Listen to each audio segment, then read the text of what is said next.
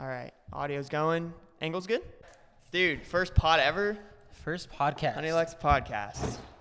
Episode 1. Episode 1. Cheers. Drinking some nitrogen. Day was good? Day was not bad. Not bad. Store was pretty. It was busy. But nothing we couldn't handle. Yeah. But yeah, overall, good day. Overall, I can't complain. First off, hey everyone, welcome. Thank you for tuning in. This is Travis. I'm Jerry from Honeylux. And yeah, basically, like you said, first podcast that you and Ashley started Honeylux together. Yeah. Here in Watsonville, California, where you guys essentially grew up. We're all, and anyone that works at Honeylux is all from the area. So we're all homegrown. Yeah. Everything is pretty much, for the city, by the city, essentially. But, yeah, man, like what got you into coffee? What was that first moment of coffee that has kind of brought you to this point? Yeah. So it's funny because we've talked about this a lot before, but so I didn't start drinking coffee. I felt like it wasn't very normal for people to drink coffee until you were a little bit older, like back in the day. I don't know. So when I was in high school, I didn't drink coffee at all. I didn't even drink coffee until I was like a junior in college. So I started drinking coffee. I noticed when I would drink some, I would get more energy, which is obviously what coffee does. So I would go down to 7-Eleven. I would get a Dunkin' Donuts mocha in a bottle. Ah, nice. And I would chug it. I would chug the whole thing just because I wanted the caffeine. And then I would start doing homework. So that was kind of my introduction to coffee. And then I was working in a vegan juice kitchen, and there was a guy who was working in a coffee bar, and if he got buddies to work there and they were good referrals, he'd get a $300 bonus for referring people. And so he referred me. I didn't know this at the time. What? He referred me. I got the job. He probably got a $300 bonus, and that's when I started working at an actual coffee bar. And you got none of that? No. Wow. I got gypped, bro. He made $300 off me, but it was cool. He made $300, and that was my introduction to coffee. It was a traditional coffee bar, basically. So you had a La Marzocco machine, and it was dark roasted coffee from this guy Hiroshi Sawada, who's based out of, I can't remember where he's based out of, but he's got Here in the States. He's in the States. Okay. And he's done a lot of cool stuff. But it's dark roasted coffee. And so we were pulling that. They really emphasized latte art. So that's where I learned how to pour latte art, because you had to do 30 to 40 hours alone in latte art training before you could actually even pull shots and pour art. Really? Before you could serve drinks. 40 hours? But yeah. 40 hours before you could serve drinks in the restaurant. You had to have that much training. So you would go in, early before the shift started, an hour early, and you would practice for an hour. And then I did that for 3 or 4 weeks straight. Why haven't we implemented that at the shop? It's sick. No, it was cool. Yeah, that makes sense. I think that's cool. It makes sense. Yeah. It's a lot of work. Right. Which kind of why we implemented it here. Yeah, that makes sense. And we get a lot of practice at the shop. That's true. We do. I think there's enough time for us to practice in the shops where we don't actually need to do that. Gotcha. Not yet.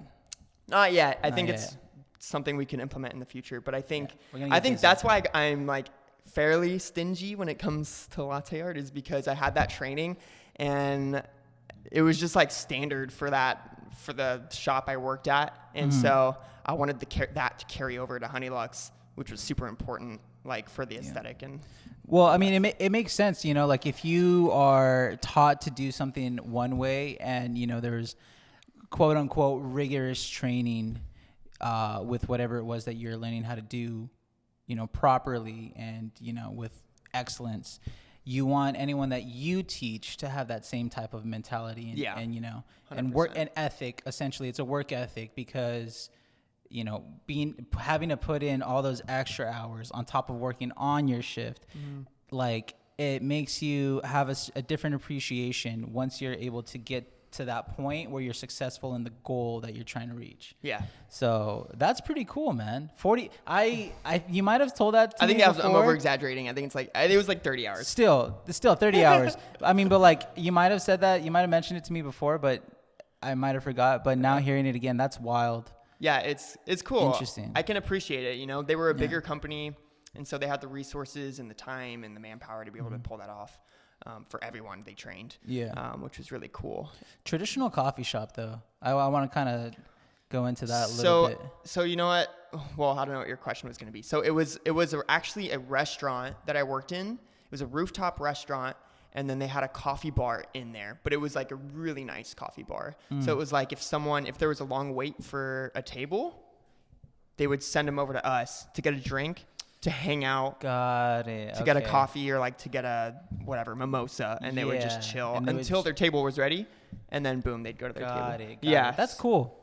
But I mean, like traditional coffee for you, given that you know your first coffee job was in a quote unquote, I'm going to keep on quoting and just doing this, but quote unquote, what do we even traditional mean by these terms? coffee shop. Yeah. Cause I mean, let's just be honest. Honeylux is a specialty coffee shop, and not a lot of people in the area really can determine the difference. And it's not because like, you know, it's a lack of knowledge or there's some type of ignorance.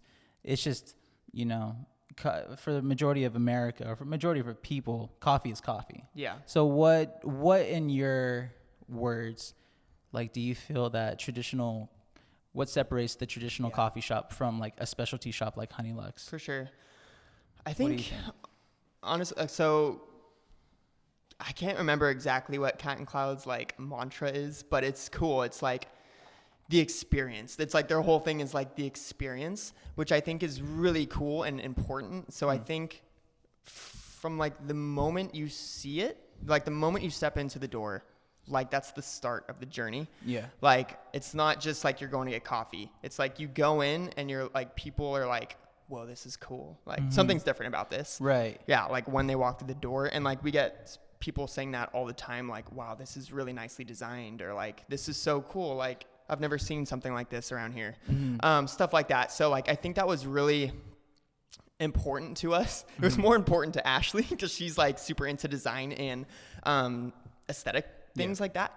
And so she really like took the reins on all that. And I would have been more okay if it was like more not as amazing as it is. But she really pushed for it to be that extra mile, really cool shop. And so I'm really glad she was there to like push that along, because I would have probably been like, it's fine the way it is. Yeah. But 100%. With her pushing me to be like, no, we need this. It needs to look like this. And I'm like, okay, fine. Let's do it. Yeah. And then it came out the way it is. So yeah, like the moment you walk in the door, you're just like, wow, this is awesome. And then you order, and then you get latte art and like a beautiful coffee drink that hopefully looks and tastes good. That's the goal. So like it's, and then, you know, like the service part of it is super important. So it's just like beginning to end, from when you enter the door to walk out, like it's about the experience. I think that's what separates the specialty. I kind of rambled on there, but that's what separates, I think, the specialty coffee shop from like a traditional, where you just like walk in, it seems like no one really cares. And then you grab, they're like, what do you want? And you're like, I'm being very, what do you just straight up like, what do you want?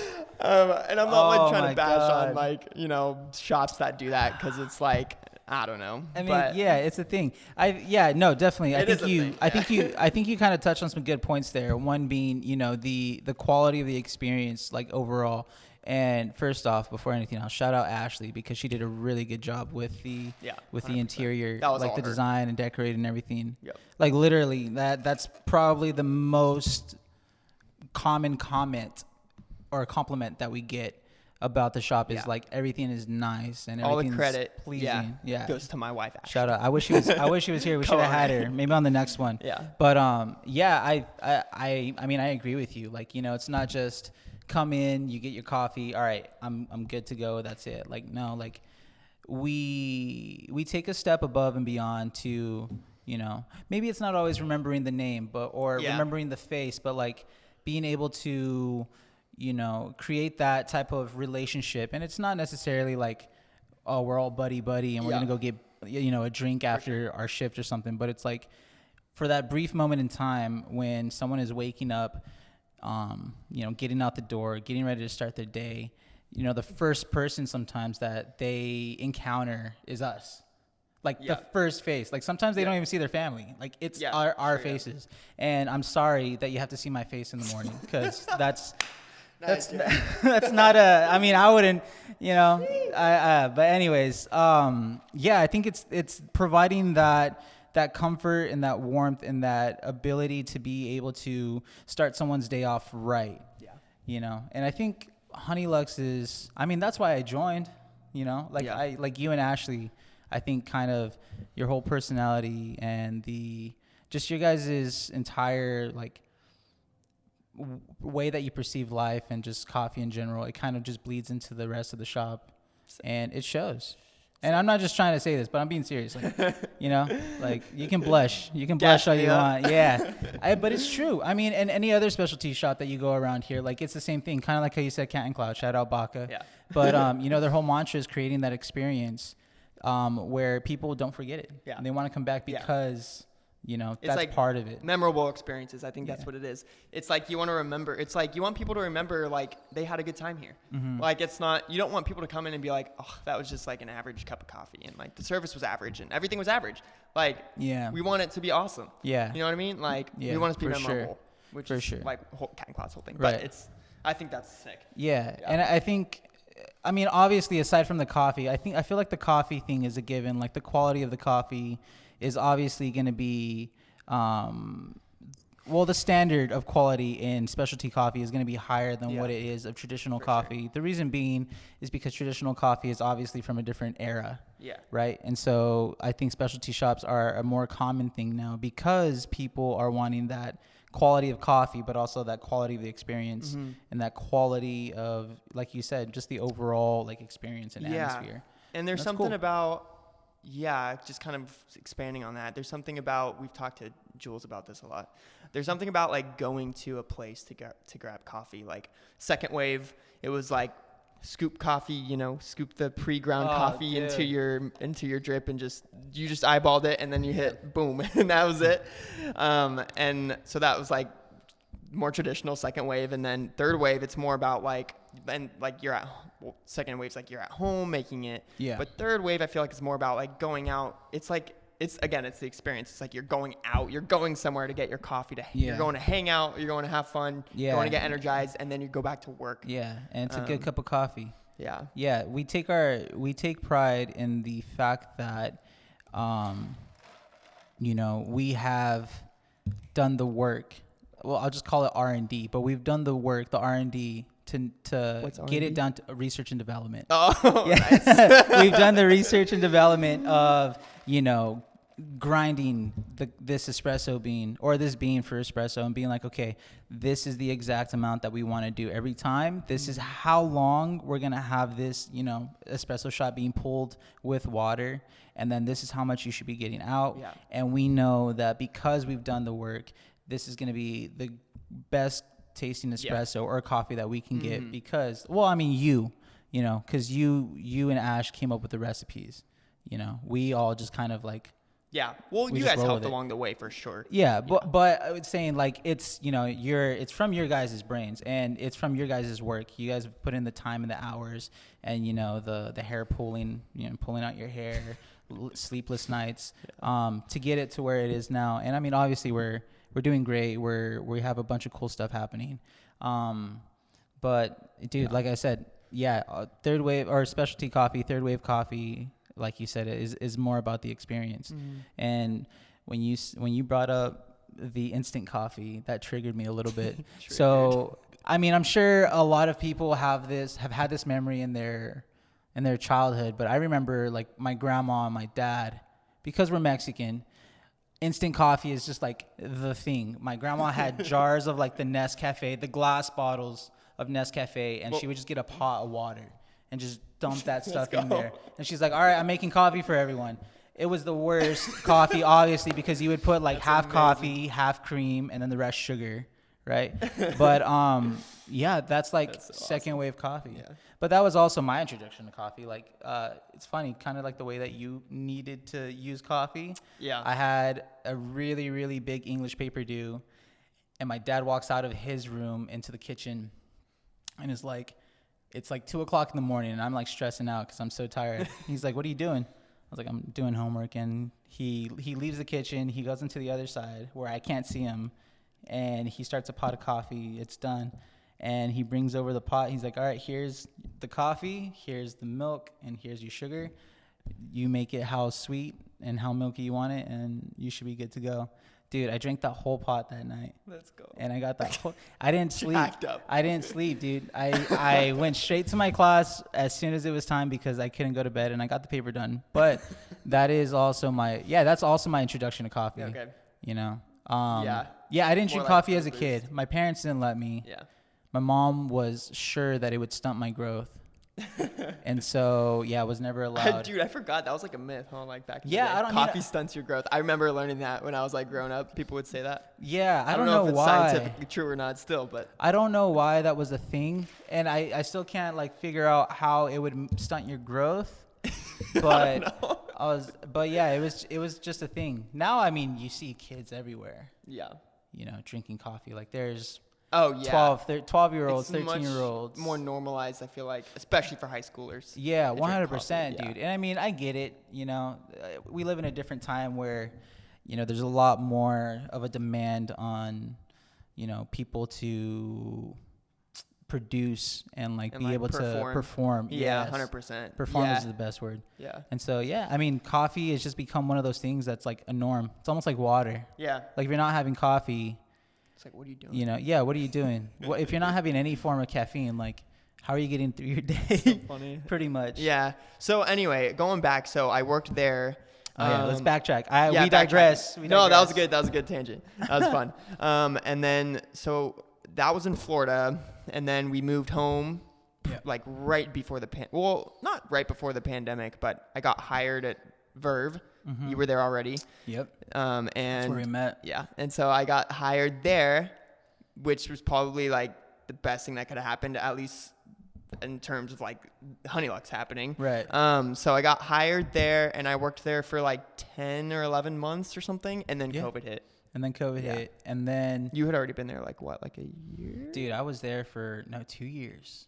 Well, yeah. no, like your total time was like 2 or 3 years, right? My total time was like 3.5. Okay. Oh, Somewhere around okay. there. Shoot. So you'd been there for a Yeah. while already. So I was there. I was probably there for like about a year and a half. Yeah, a year and a half, and then you got I there. got there. Okay. And then you went through like the 11 months, and then COVID hit. And then they had to fire everyone. Yeah, Which is I mean, understandable. Depending on which way you see it, there's people that feel like it. Anyways, it had to happen. It is what it is. Yeah. There was a lot of chaos going on. It was chaos. and we just didn't know what was No going one to happen. no one knew what was happening, dude. Yeah. And so they had to let go all their cafe employees. And so we all lost our jobs. And then I got rehired when things started to come back a little bit. And I was back for like 2 or 3 months, something like Really? that. Yeah. I thought it was more. I think you were there. Yeah, you were there, I think. I was there through the whole thing. I was a trooper, man. Yeah, I was a you trooper. stuck it out, dude. And then Really and then I stopped because I was working on this project, and my dad kind of put the itch in my ear. And so I was working on this, and I thought it would happen a lot quicker than it did. I probably should have stayed at Verve for a bit longer. You live and you learn. Just because these things take time. But it all worked out in the end. And then we got this spot here at the hangar. And so, yeah, I mean, Verve's like a staple in this county. Yeah, So, like, I feel like 100%. a lot of people have come up through Verve. Same here. Like, I got a lot of my training there. So I think I was really like an dude. influential part of my coffee career. Yeah, 100%. I'm sure you could say the same. Yeah, I mean, at least for me, I started at Starbucks. I mean, I think a lot of people can say that they started at Starbucks. Well, actually, that's kind of not true. So I moved out to Southern California in Orange County Yeah, let's get to specifically. your background. Bro. All right, so I already said, my first introduction to coffee was in college. Yeah. Because, I mean, my dad had given me, like, little tastes. Yeah. And it was terrible. I don't know how he drank that stuff. But, introduction was in college. It followed me all throughout college, and then I started working at the mall here in Capitola, and I worked at a retail store, and there was a Starbucks obviously in the mall. So like At the Capitola Mall? yeah, there was one right there Is where there one still in there? Nah, I don't think so. Right? I don't think so. I Oh, think it was they the left one it. when you walked in. It was on the It left. was on the left. Yeah, Dude, I remember that Starbucks. Yeah. I remember because when we would go in there as a kid, my mom would go get Starbucks. Yeah, there. and that was like the first flashback. thing that you do if you were going to the mall. If you were going through the main entrance, you had to get coffee, so you went to Starbucks. But yeah, so I was there every day, beginning of my shift, in the middle of my shift, and after my shift. So I was drinking a lot of coffee, and then I moved out to Southern California, and I had some friends that knew some people that actually had their own. I guess it was like a packaging warehouse, but they also brewed the coffee, and basically what they did was they packaged it with different people's brands or like stickers, like kind of how 11th Hour does for us. Exactly. Yeah, exactly. So like they pretty much had like a few different blends, and people would go in and be like, I want, a real estate company could be like, I want a coffee for our real estate company that gives off this vibe. And they'd be like, okay, cool. And then they would just do that, put the label, and then boom. And so that was my real first introduction to like a little bit more of a specialty coffee. From there, I started working at Starbucks because my friend's cousin was the manager. Nice. You had an in. Yeah, I had an in, dude. I mean, Starbucks is what it is. I didn't have any negative like feelings towards it. Obviously, when as a Starbucks employee, we can do a whole one on that. But like as a Starbucks employee, it sometimes feels like people don't really remember that you're a person. So it can get tough. Yeah.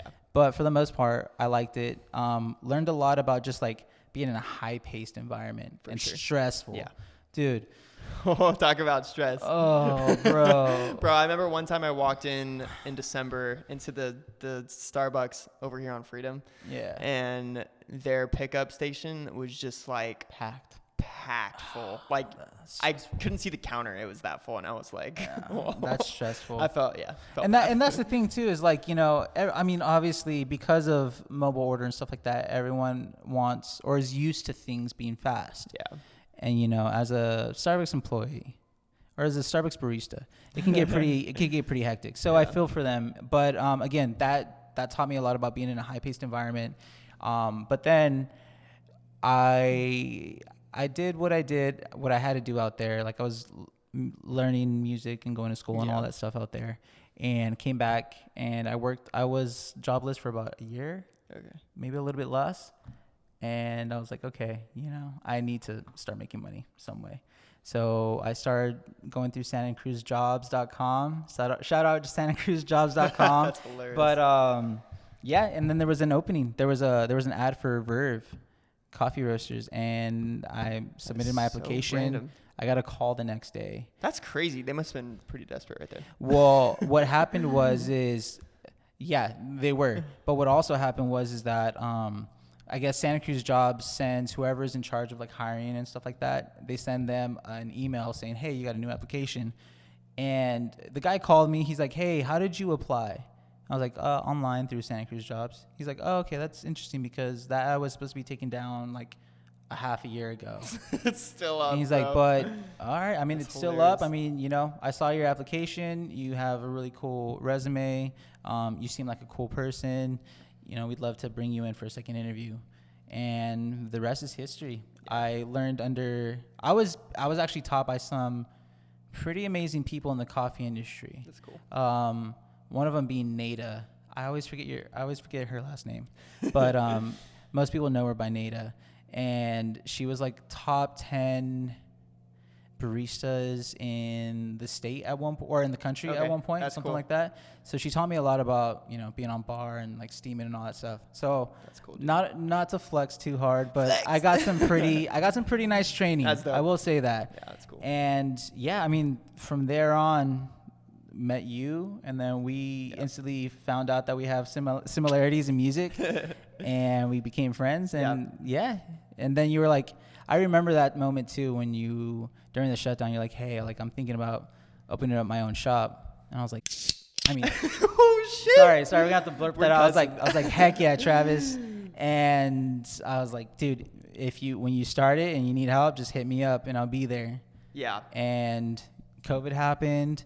You know, you were there for a little bit. You bounced, and sure enough, like a year later, something like that, a year and a half later, year and a half or so. Yeah, you just gave me a text and like, hey, we're opening up soon. You down? I was like, say less. Nice. And I was like, yo, I'm putting in my 2 weeks. I would have quit right then and there, but I liked everyone too much at the shop at the time. So yeah. Nice. But yeah, man, it's kind of funny how, you know, meeting through Verve has kind of like led us to where we are now. Yeah, it's cool. It's a fun experience, man. Coffee is a cool job because you meet really cool people. And like, I feel like there's not a whole lot of jobs where you interact with this many people on a daily basis. Like you're seeing hundreds of people on a daily basis. And you meet a lot of cool people, and it's just cool. Like the relationships that you build through this industry. I like this job. Preach, it's a cool job. Yeah. And so I remember that you lived in Watsonville, and I was like, sick, like that already there, because like you're not gonna have to commute. I was like, all right, I got him there, and then I was like, yeah, man, we gotta have Jerry here. I was like, because we got along super well and we were friends, and heck yeah, I was man. like, gotta hit up Jerry. And first employee right here, Honeylux, first employee, and it was literally. It's so weird, like, thinking back. It's only been, like, a little over a year, which is so weird to think back at how it's first started. It was just like, well, first it was me and Ashley and you. Well, it was me, Ashley, and you. But some days it was just me and Ashley. Yeah. And some days it was just me and you. And it was a grind. It was a grind, dude. Yeah. Well, I mean, there was a lot of factors going into play. Like, obviously, you know, like you said earlier, it took you a little bit longer to open than you wanted to. You wanted to open that summer. I wanted to open summer of 21. And then we opened October. Yeah, mid-fall. Mid-fall, we opened up.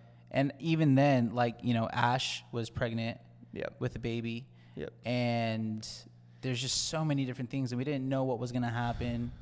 It was like some days were super slow. We would even close early sometimes. It's so weird and kind of scary looking back on that. Isn't that crazy? Yeah, it's weird. It's only been a year. It's just so wild. The growth we've had since we opened to now is insane, and it's only been a year, and it's like, yeah, just really thankful for the community in Watsonville. They're like really cool for helping us out. Yeah, and I mean, that's another thing too. I think that's a good thing that to point on, to talk about right now is, you know, we live in a city that majority of everything that's here that's offered to us is, you know, big corp, right? And we call it big corp just to make it easier for everyone. But you know, I mean, there's nothing wrong with that. I mean, I love Target. You know, shout out.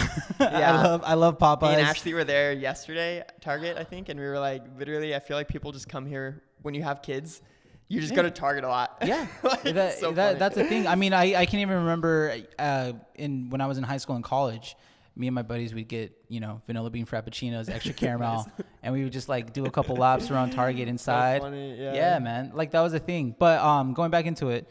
You know, there's a lot of big corp things around here, and, you know, a lot of it isn't bad, and a lot of it, like, we're pretty appreciative of. So I think we had a little cutoff there with the video and the audio, but we just wanted to say if you got this far in the video, thanks for watching. We appreciate you guys, and if you would like to subscribe and like the video, that'd be dope. It helps out our channel a lot and the brand. So just thank you very much for watching. We appreciate you. Bye. Thanks, guys. Good night.